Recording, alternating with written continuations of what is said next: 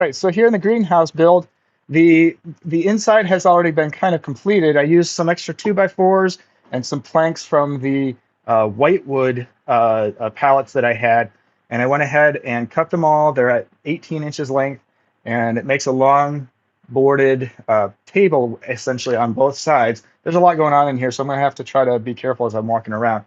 Um, some of the pallets down here, I went ahead and broke them down and brought them in so they could dry out because I did it during like a winter time. Anyways, it was they were getting a little wet there.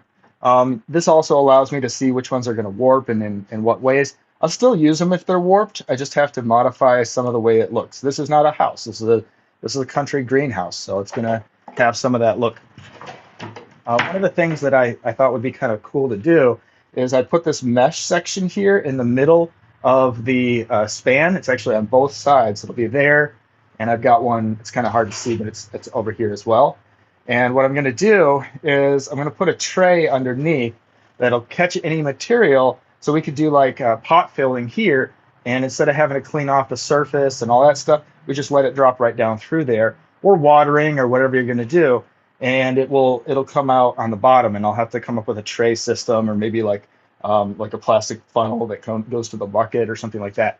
And that seems like a good idea. I've seen something like that at a bigger greenhouse for a lot bigger purpose, and I thought about doing it for the whole span, but then I realized the way we were going to use it, we'd actually end up not using it that way all of the time. It would be more practical to actually have a hard surface to work on.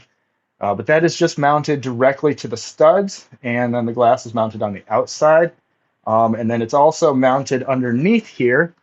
You can see we've got some 45s and some other things to keep it nice and solid and workable, and it spans from the front to the back, so it's actually a really solid piece. You could lay on this. It's super solid.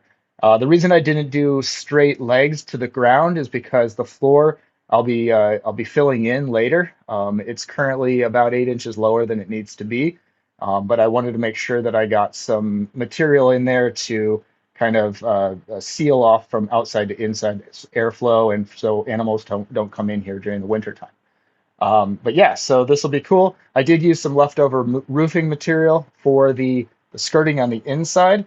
It's kind of hard to see there, but that'll keep me nice and sealed up as I start packing gravel and rubble and all that stuff in here before I put the surface on. The surface is probably gonna be pavers or bricks because I got a lot of those bricks left over from pulling out a chimney the other year from the old house. So that's where we are. Let me talk about the sink in the next video.